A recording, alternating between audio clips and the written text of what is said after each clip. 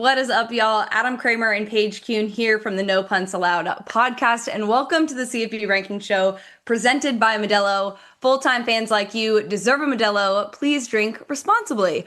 Week 11 of college football had some chaos, Adam. The top two ranked ACC teams lost in this weekend, and we saw some close Big Ten games. We saw probably one of the greatest catches we'll ever see in college football this weekend. And we also are getting the second top 25 college football playoff rankings tonight. What do you think caught the attention most of the committee this past weekend?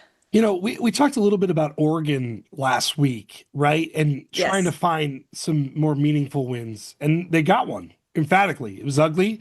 Weather wasn't great. My Iowa Hawkeyes could not pull it off. So tough for them. Great for Oregon. I am interested, as you mentioned, too, two other things down the rankings a bit. ACC, like Yeah. what a mess. Right? What a mess. Miami maybe back in now because of the carnage. Maybe not. We'll see. And then are we going to get a group of five team? You and Yes. I, Are we going to you, get them in a you and I ranking? are team group of five. Who could it be? Is it a James Madison? What's that going to look like? So a lot. I think we'll have some movement, obviously, inside the top 10, but in that back half, I think we're going to see a lot of change.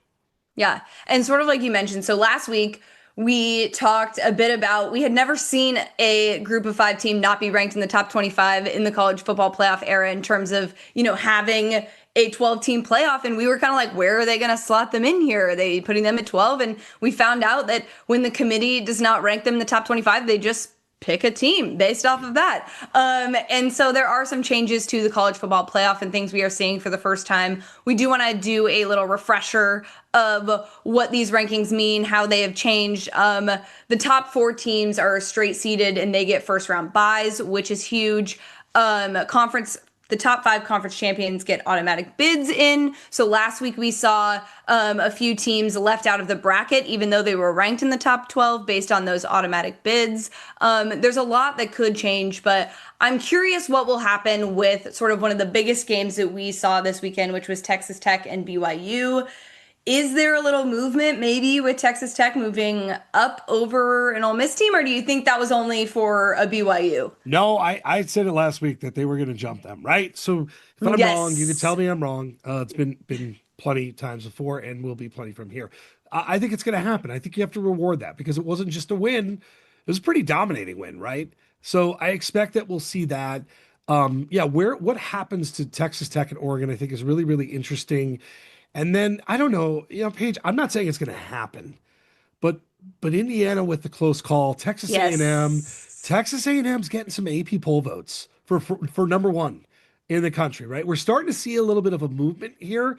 Now, granted, Texas A&M's schedule isn't all that tough until the very end, but are we maybe not as locked in to the top four as we thought? I think is a really interesting part of this too. I don't expect any changes here this week, but I'm saying I think there's some momentum now.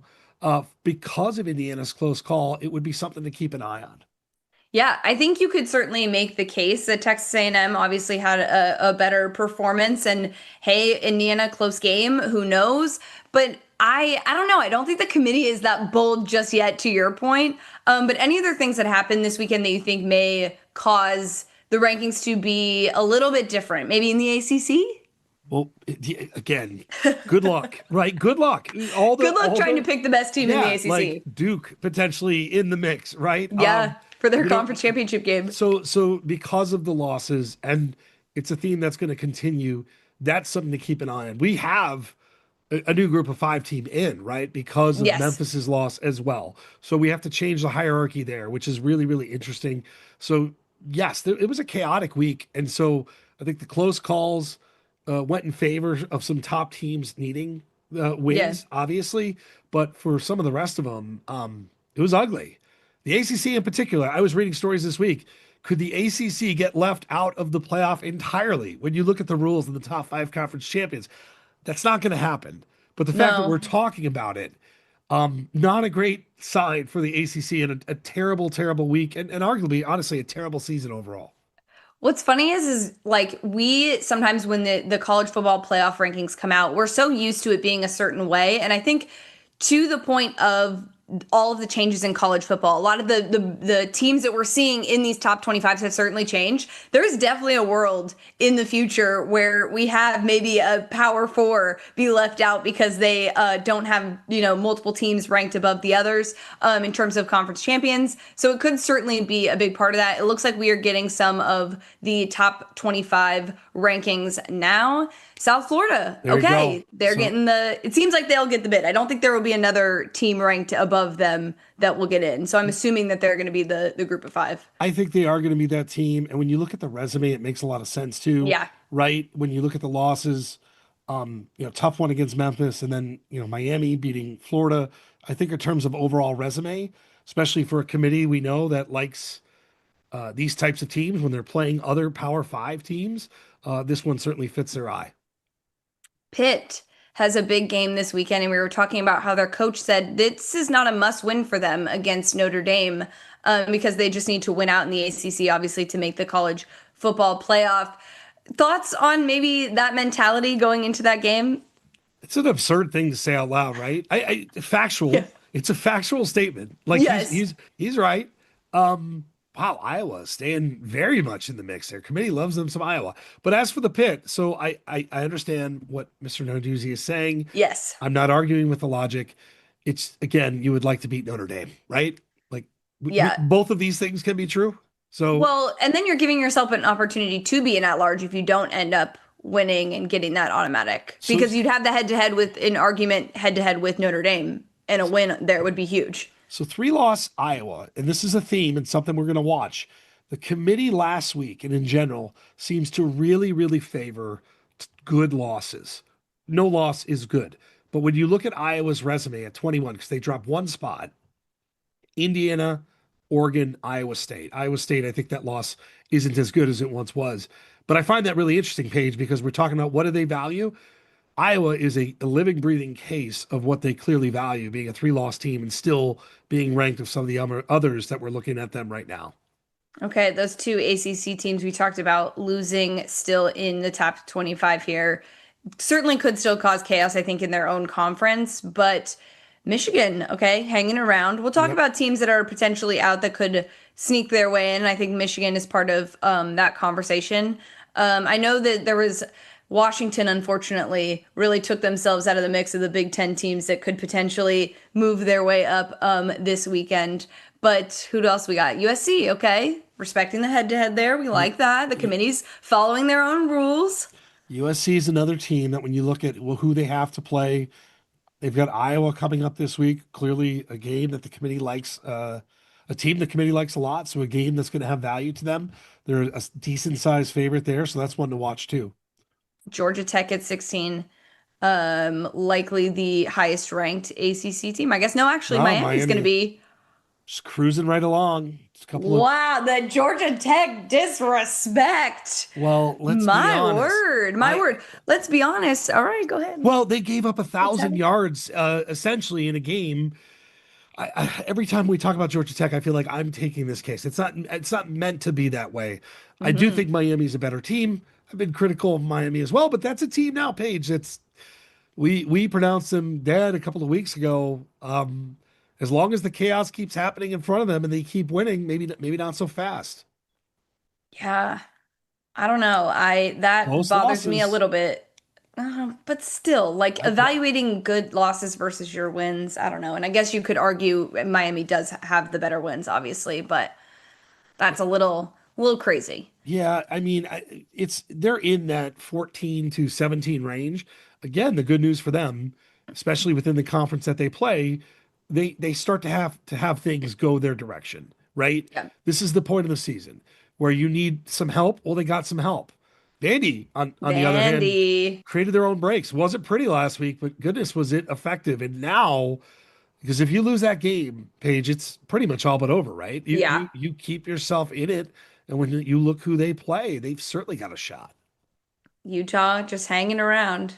Utah is a good Just team. hanging around, losing Yeah, to the two best teams in their conference, but hanging around. Very good football team. Also, I want to say in the chat, this is I Get in the chat. Tell us what you think of these rankings so far. Who would you have higher and lower? But also, someone in the chat just said the Pac-12 is the best. That was the only comment they left. I just love that we are still getting that in Gosh, this time of college football. I agree. The Pac-12 will be back soon. Who knows? maybe. You never know. Maybe. Well Hey, represented here, yeah, though. right? Well represented. We're proud. But Utah is a really interesting sort of case study in terms of these college football playoffs and who gets in.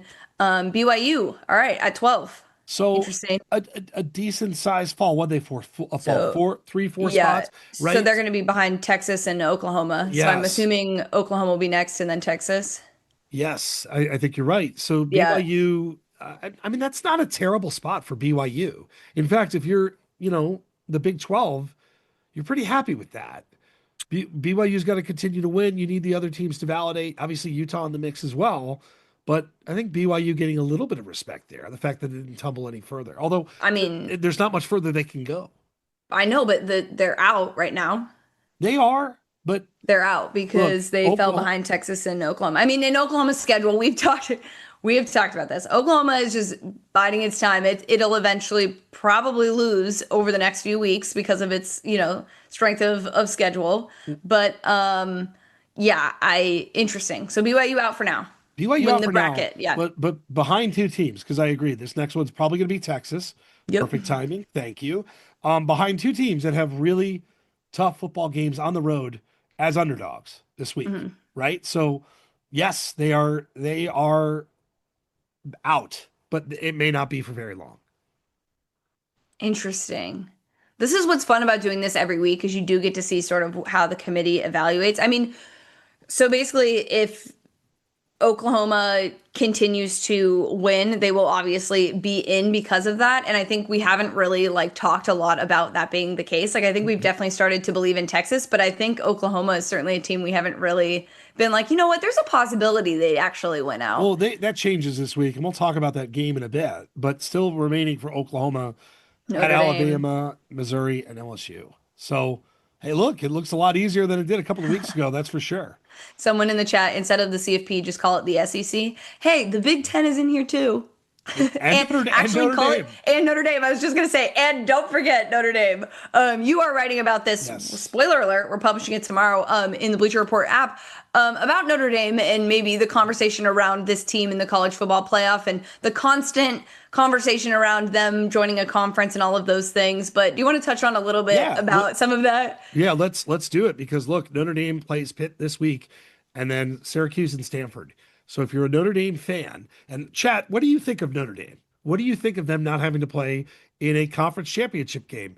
Because they're looking at three games, they're going to be double-digit favorite in those remaining games. People don't love it.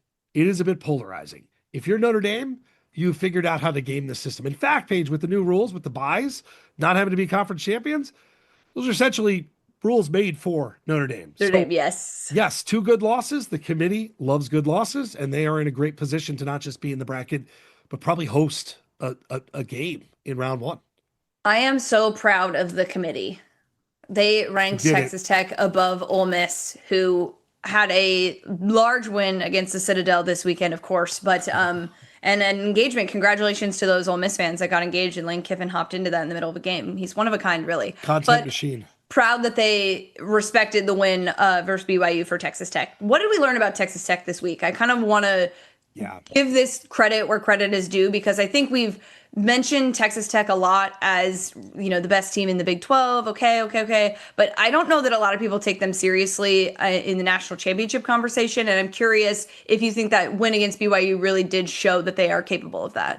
They're absolutely capable of it. In fact, when you look at the physicality in that game, they were playing a conservative game plan. It was just kind of a heavyweight fight, lead on them for as long as it takes, and they will break. BYU, to its credit, did not break early in that game. In fact, in the trenches early on, I thought they were up for the challenge. Texas Tech knows what it has, and that is an elite defensive line, elite offensive line, a very capable quarterback when he's not making Yes. turnovers. They've recruited speed. Or hurt. This, yeah, or hurt. This is Yeah. this is a championship level roster. And this is in terms of just players and talent page, I think it's something that a team that could compete certainly with the Ohio States of the world. So they are no joke. They were what 13-point favorites by kick in Yep. that game, and they looked the part of it. That was a shocking line. It maybe not so shocking when you actually see the end result. Yeah, in the chat, Yellow Jackets get no respect. Absolutely, I agree. Oh, here we But go. the top of these rankings stay the same. Texas A&M does not make the jump like some fans and TV networks really push for this week. But Ohio State just happily at number one. What are your thoughts on Heisman and just this Ohio State team in general? Like, are we just like quietly letting them basically go on a run and start the beginning of the D word dynasty? Yeah, yeah, they were a little slow starters last week too. Yeah. The Ohio State folks in my mentions were a little nervous, and then of course Jeremiah Smith happened, and yes, and look, so I think the gap between 1 and 3, the gap between 1 and 2 maybe got a little wider. The gap between 1 and 3 maybe got a little bit smaller, right? So I Hmm. think that is some interesting discussion. I'm curious what when they get to the interview portion and talk about maybe the consideration for A&M and Yes. Indiana, right? What does it look like? I'll say this too, Paige. Like Alabama offensively is not playing all that great, right? Yeah. We've penciled them in at number 4. We like this Alabama team a lot. They're doing what they do need to do to win against a brutal schedule. Um, just offensively, and they need to get it going. It's gonna be tough this week too against an Oklahoma defense. I think it was a Michigan fan in the chat who said, please say dynasty again. That's the fastest way to kill it, right? Because we said it about Clemson, we said it about Georgia, and I mean, Whoa, to Georgia's credit, Michigan knows too. I mean, Michigan knows because they're like, hey, they they're haven't on beat a us, roll. so you Yeah. can't be a dynasty without beating Michigan. So you do really have to make that happen this year, Ohio State. It happens. Another thing I do want to mention about these rankings and sort of the consideration that the committee is using. They are adding metrics this year, so they are using strength of record and strength of schedule as a solid metric to sort of evaluate these teams, which is what a lot of people were pointing to in terms of Texas A&M. So I am curious what the conversation will be after this week's rankings. But we are getting some of these games in, so we want you guys to tell us who you think will win these first round games. Kramer and I will give our take on it, but we also want the chat to get involved as well. So please get involved on this. Let's start with South Florida and Georgia. I So mean, look, yeah, I like it better than last week. South Florida, yes, yes, no the offense, Memphis. Memphis, sorry. Um, but I think it's a little bit closer. Georgia's right. Like are we not messing around? I mean, Georgia has played with its food for a lot of the year. Didn't play with its food last week, by the way. Let's give them some credit. Win by 3 touchdowns on the road against a team that has shown some life. I was pretty impressed with that. Yeah, no, that is pretty crazy. I think, let's see, Notre Dame, Oregon. Fun, I don't know. Wait, fun. let me see our rankings. Let's see the rankings again. I don't know that we have. Yeah, Georgia would win that game by a mile. Yeah. Although, I mean, we've seen South Florida compete with the SEC, so why not in the college football playoff? You know, Shout out to the 9% of y'all, South Florida. Like, why not? Right? Like, hey, look, they looked you good guys like last week. chaos. They looked really good last week. They were scoring touchdowns left and right. So, but no, I don't think that would be much of a game. Yeah, I want to check our rankings again, but Notre Dame, Oregon would be interesting.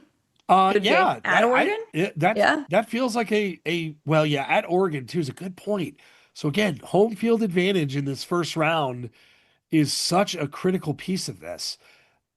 I would probably lean Oregon. How about that throw, by the way, that Dante Moore made last week? How about that throw? I mean, it broke my heart as someone who's rooted and watched a lot of Iowa football games. But what an absolute dime to really keep your season going as we look at Oregon getting some love here. Hey, that was a crunch time situation. Also, just like shout outs to them playing. I mean, what's funny is I was thinking about it, I was like, oh, the weather. And then I was like, wait a minute. This is Oregon. Never mind. The weather is not a factor here. Yeah, That they're was a fine. silly thing to think. But yeah, I do want to check the rankings and the bracket here because I think we might. I don't know why Texas Tech would be at 11 if they're ranked a bit higher. So I was just trying to get the rankings back up so we can maybe walk through that and make sure we're getting the right games here for you guys. But Texas being in though, huge deal because last week they were obviously left out. Just a reminder, some of the automatic bids make this a little bit more difficult in Oh terms yeah. of that. So I think Texas Tech and Miami would maybe be switched. Yeah. Okay. So it'd be Texas Tech hosting the game instead of Miami. I think that's the switch that would happen in the bracket. Fun football game. I Yeah. mean, I mean, excellent football game. so what do you lean in that game? Texas Tech Me too. all day. I have so much faith in that defense. Oh yeah. No, me too. And isn't it weird on the topic of Texas, after all of the Yes. conversation, after all of the negativity surrounding Arch and almost losing to Kentucky, almost losing to Mississippi State, that Texas finds itself here. Now, it's not weird when you consider where we started the season conversation, but given how bad it's been, it is, I think, a testament to, like, we've criticized them enough. It's pretty resilient team. Now they're going to need it this week with Georgia, right? Yeah. It will not be easy. They're almost a touchdown underdog, but still, it's they're played their way into this conversation, or at the very least, didn't play their way out of it just yet. And also, just a reminder, I said this last week, they do not reseed because it's conference games or whatever. You will see teams play each other over again or for the first time in their conference. It does not matter, which I kind of think is really fun because if you get to avoid somebody during the regular season or you lose to them, you get a chance. It's hard to beat the same team twice in a season. So it will certainly be fun. But yeah, everything we've talked about Texas Well, this Texas, season. what Also, do you like I there, by think the way, in that game? Texas home, like, what do you? It's a good game. that is a good game. It's probably that's probably like a pick 'em game. I would bet. Yeah, no, absolutely. Um, I man, would lean Ole Miss. I would lean I Ole would Miss. I think they're slightly, a little bit more explosive at home. yeah, at home. I think you can give the home field advantage there. I um I like these matchups. I know we do this every week. These feel more fun than last week's. Do they not? Am I They just feel a saying lot I'm more not a fun. prisoner? I'm not meaning to be a prisoner of the moment. But each one of these games, even South Florida's presence feels more meaningful, and each Yes. one is compelling in its own way.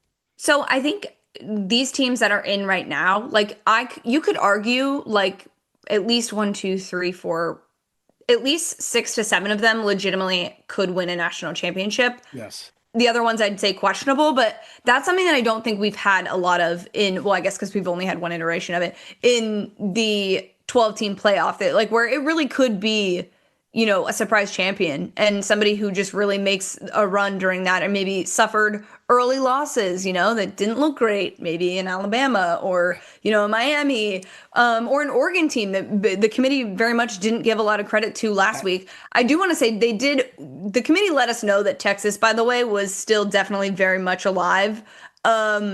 Last week where they ranked them and we didn't notice it in real time, but I was like, dang, they really gave Texas a lot of credit. Well, so here I'll play the reindeer games a little bit further. Why I love this particular bracket: Georgia, Hmm. Alabama rematch.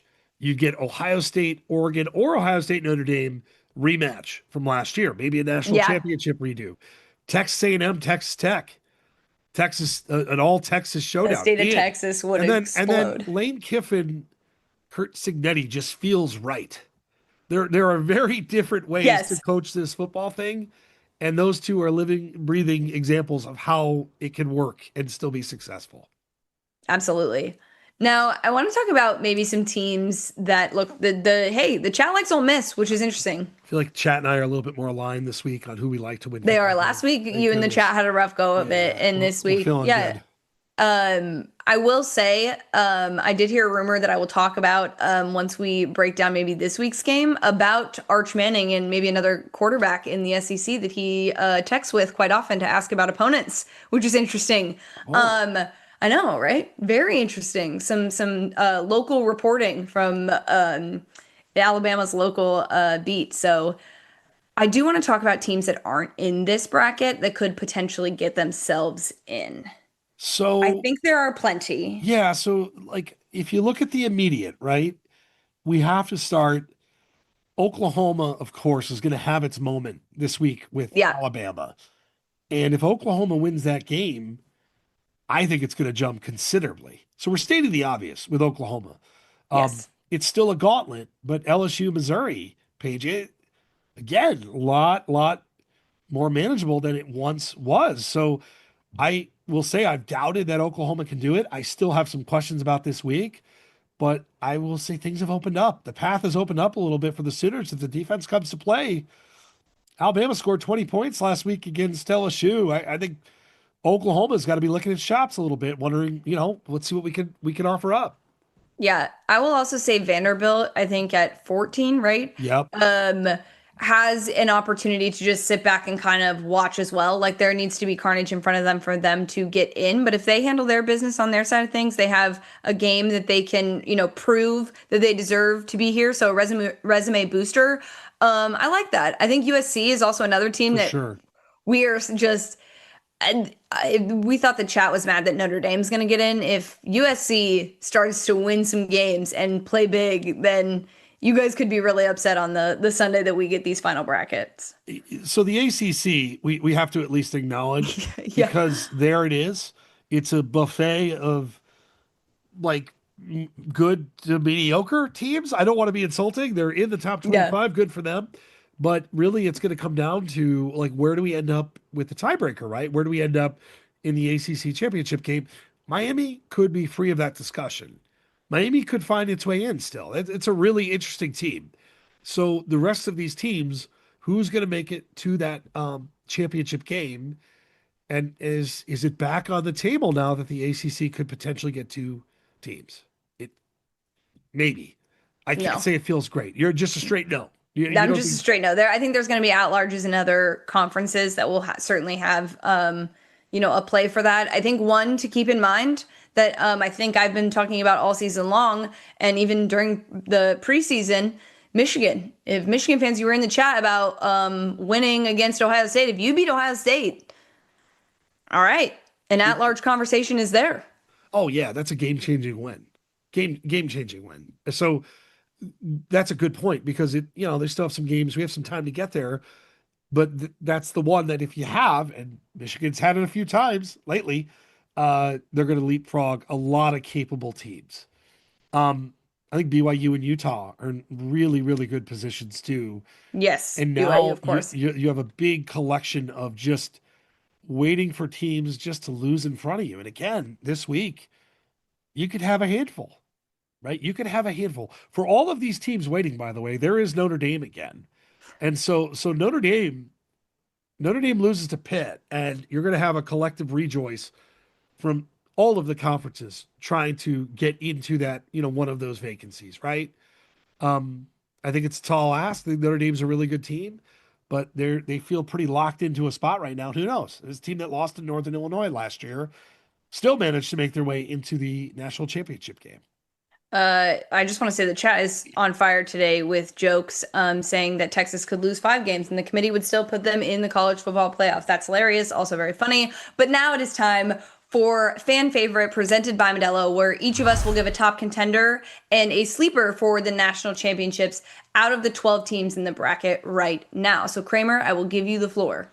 So my contender is Texas A&M. Now these are obvious, okay? We're doing Yes, this to the say, obvious ones. but I'll say this: I think I've earned a level of respect from Texas A&M over the last month because some of the games have been close. The Arkansas game, I was so impressed last week with what they did at Missouri because this is a complete team. They are 12th in scoring offense. They're number 2 in sacks. They're top 5 in tackles for loss. This team that gets after the quarterback, it's a team that can score points. The quarterback is elusive. He does not get sacked. They're a complete team, Paige. And when you look at who they play, you've got South Carolina, you got Samford, and then you have Texas, right? So to me, and I don't know how I feel about this, like I can't say I wasn't taking them seriously, but I'm it's changed now. You have to put them in that contender spot. Okay. And what My about your sleeper? my sleeper is Notre Dame. Now, we just said, what is Notre Dame going to do? Everyone's rooting for Notre Dame to lose. That's great. That's a great story to give everybody hope. They're an 11-point favorite at Pittsburgh. They play Syracuse and they play at Stanford. If they win this game, Paige, they're in the playoff, right? Not an easy place to play. Weird things happen at Pitt. But in terms of competing for a national championship, I think CJ Carr's electric. Jeremiah Love's electric. We know the defense, and we know this team is pretty battle tested too, right? They got into the playoff. They made the most of their opportunities. And I think hopefully they can get healthy a little bit on offense. And if that's the case, they showed they could compete last year. I think they could do the same thing again. All right, well, Kramer, my Modelo fan favorite top contender is a team that you've thrown shade at a number of times during this show, and that is Alabama. They have the best strength of schedule out of the top four teams, by the way, that win at Georgia. Very impressive.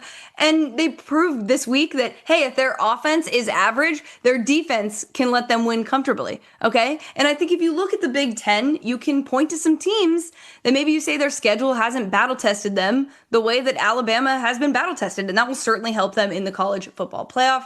So I'm giving my top contender this week to Alabama and the SEC. Yes, the SEC bias continues.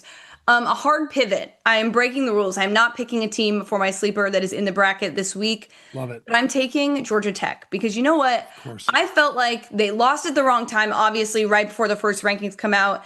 This week, I noticed the Miami, of course, above them, not the highest ranked ACC team. But I think last week, Georgia Tech just had to sit back, have a bye week, and watch the rest of the ACC prove the committee wrong that they should have been ranked above those other teams. Pitt obviously can make an argument and make a case for this. They will play them going forward. But I think Georgia Tech is set up perfectly, not only to make the college football playoff, because like I mentioned before, you sort of have to be in a situation to win notable games, but not have every single game on your schedule be the toughest game possible week to week. And they have that opportunity with Georgia at the end of the season. Won't affect them getting into the ACC championship game, but an opportunity to, if they say, hey, oopsie daisies, we lose the ACC championship game, we still maybe could have a win against Georgia that could have us be considered for an at-large bid. That would be where things start to be very chaotic and where the possibility of two teams get in. However, I think the ACC champs will still be Georgia Tech. Sorry, Miami fans.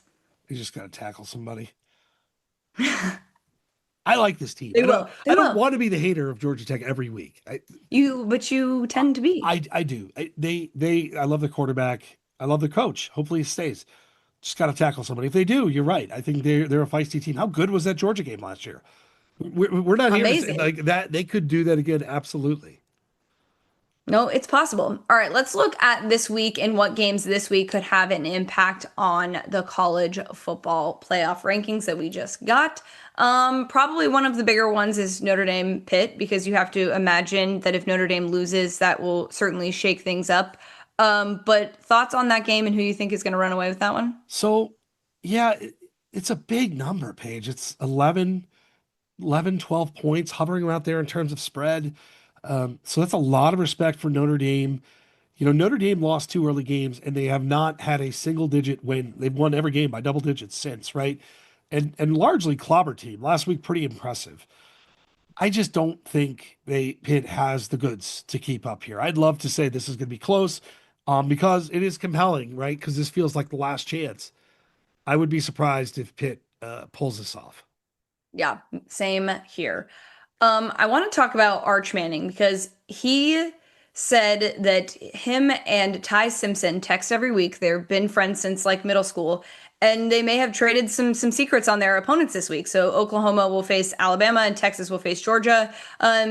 Saying basically like, hey, we talk all the time. We just talk as friends, but we also talk as quarterbacks and what we see, which I found very interesting, by the way, because eventually there could be an issue where you go head to head college football playoff. Maybe. Yeah. Yeah, maybe. But curious your thoughts on Texas at Georgia and Oklahoma at Alabama. So Texas, Georgia, to me, does Texas have the firepower to keep up, especially on the road? Because I think Georgia's going to be able to score. Is what we saw from Arch Manning more recently, is that going to be what he is able to do here, right? I would lead Georgia in that game. I think Oklahoma, Alabama is going to be ugly, and not a bad ugly. These are two really good defenses. To your point, what offense do you have more faith in? Like Alabama's. I agree. Yes. And Alabama has had one of the tougher paths to arrive here. Both these teams have been through it to get to this point. It just feels like Alabama is a little bit better.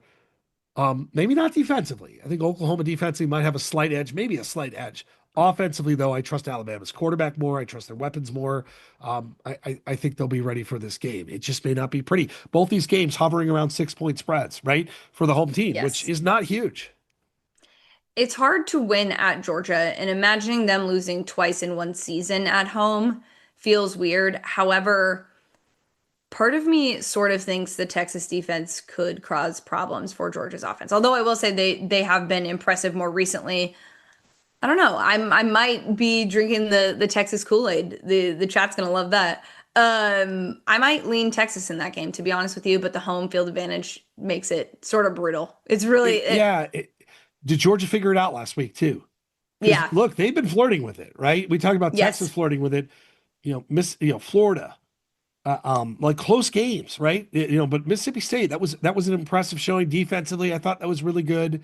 I think Gunnar Stockton deserves a little bit more credit than he's getting right now. We're talking about a lot of Heisman quarterbacks, and I'm not campaigning for him to win the Heisman. I do like the way he plays. It's a kind of a rugged, brutish style. It looks like he's throwing like the ball as hard as he possibly can every time he throws it. It is effective though, and they've got weapons, and they're a team. As we talk about the top four, we really haven't spent a whole lot of time this year talking about Georgia as a legitimate title threat. I think they are, but this is a game where they could showcase that. Absolutely. Adam, any other games or final thoughts before we head out on this college football playoff bracket? I'm just so I can't. It's beating the dead horse, but in the ACC, what NC State, What are we gonna get? Miami, Virginia is almost a touchdown underdog at Duke, which could enter the discussion, right? Yeah. So what are we going to have there? I think Utah at Baylor's a game that I'm going to have my eye on. TCU and BYU is an interesting game. So like it feels like the top three in terms of playoff impact is pretty solidified, but there are very compelling games and possible upsets kind of all over this card. All over. We didn't expect them last weekend, and we probably will get some this weekend. But we appreciate the chat as always. Um, we will see you guys next week after these games are over. But this has been the College Football Ranking Show presented by Modelo for Paige and Adam. We appreciate you guys hanging out.